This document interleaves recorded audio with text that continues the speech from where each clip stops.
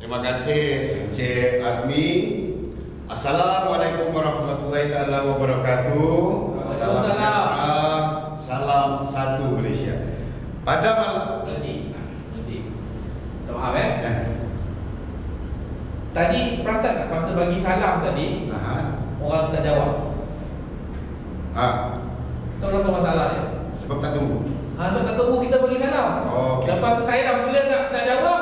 Lepas tu terus lagi salam satu Malaysia dan sebagainya. Saya pun separuh jalan dia bagi salam. Jadi kita bagi salam. Assalamualaikum. Waalaikumsalam. Selamat sejahtera dan salam satu Malaysia. Gitu. Tapi kalau tak jawab langsung, jawab. Kalau kita berhenti seketika, itu sebenarnya kita memberi isyarat kepada hadirin untuk menjawab salam kita. okey, ulang tayang. Ulang tayang.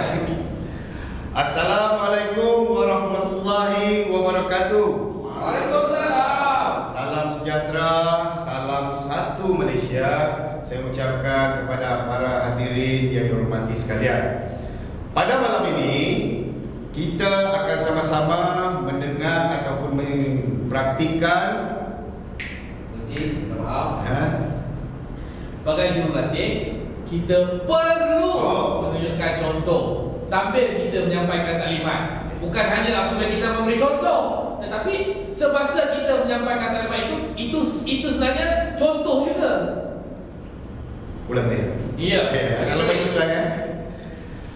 Pada malam ini kita akan sama-sama mempraktikkan cara-cara penggunaan kepelbagaian suara.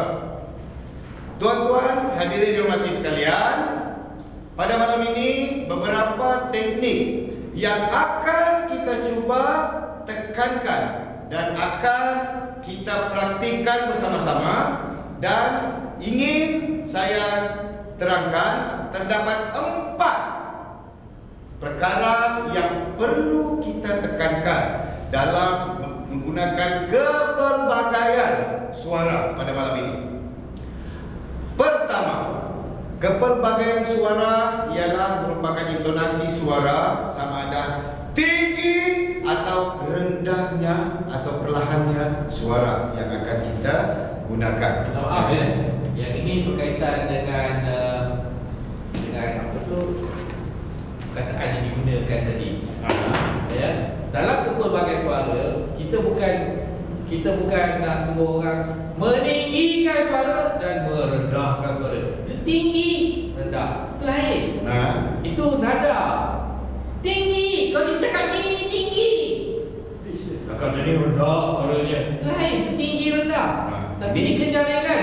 Kuatkan suara dan perlahankan suara. Kuat dan perlahan. Pada malam ini kita akan belajar atau sama-sama mempraktikkan bagaimana menggunakan kepelbagaian suara dengan cara menguatkan suara dan memperlahankan suara dalam menyampaikan pidato. Terdapat 4 perkara yang perlu dititik beratkan dalam menggunakan kepelbagaian suara, sama ada kuat ataupun perlahan. Yang pertama ialah apabila kita berhadapan dengan kata sifat. Kalau kita lihat, apabila kita berdiri secara tegak menggunakan satu nada suara, ia amat membosankan. Contohnya, saya pergi memancing semalam bersama Encik Azmi.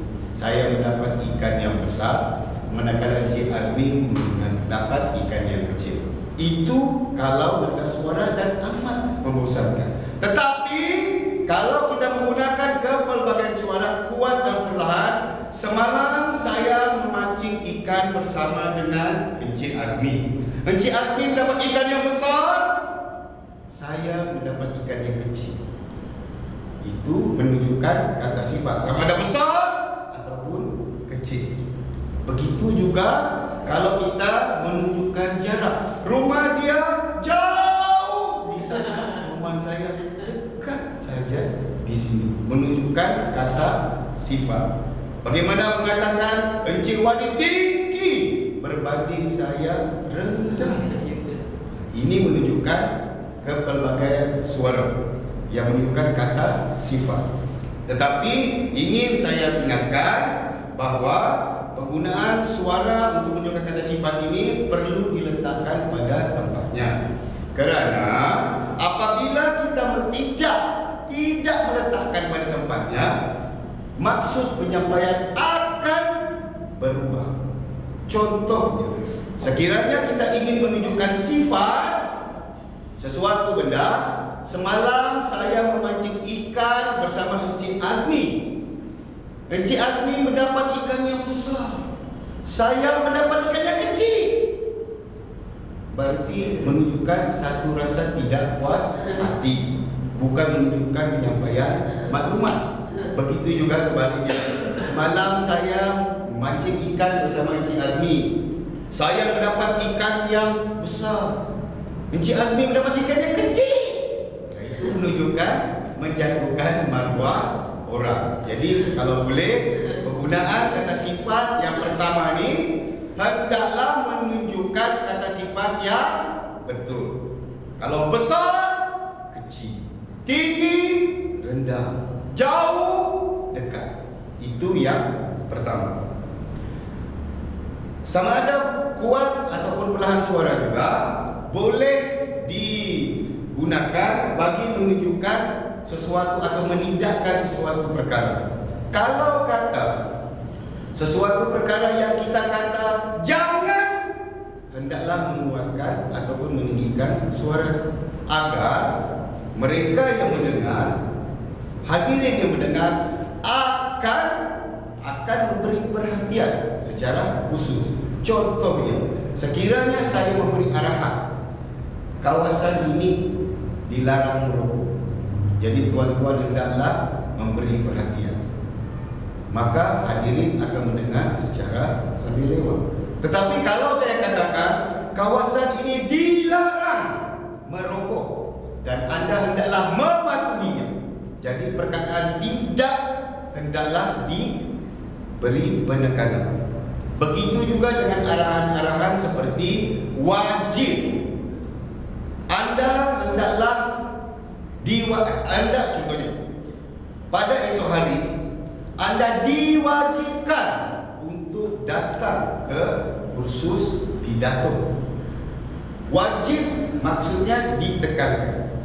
Katakan, kalau saya berkata esok malam anda diwajibkan hadir ke kelas pidato, berarti hadir saja yang akan didengar. Ataupun pada esok malam anda diwajibkan hadir ke kelas pidato, pun meletakkan nada suara yang kuat pada tempat yang salah. Jadi perkataan yang saya katakan tadi menindakkan wajib dan ataupun sifat-sifat lain mesti, harus, perlu, ini merupakan bentuk yang arahan. Saya masuk dah yang ketiga, memberi arahan, ya. Tidak, perlu, wajib, harus, itu adalah merupakan arahan.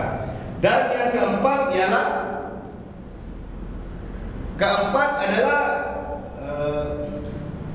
meninggikan ataupun menguatkan suara apabila kita menyebut nombor. Nombor, kenapa saya sebutkan nombor?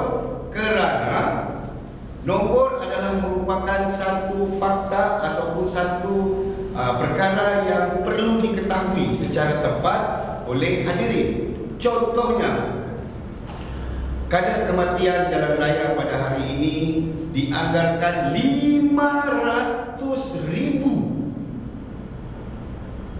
yang telah terkorban.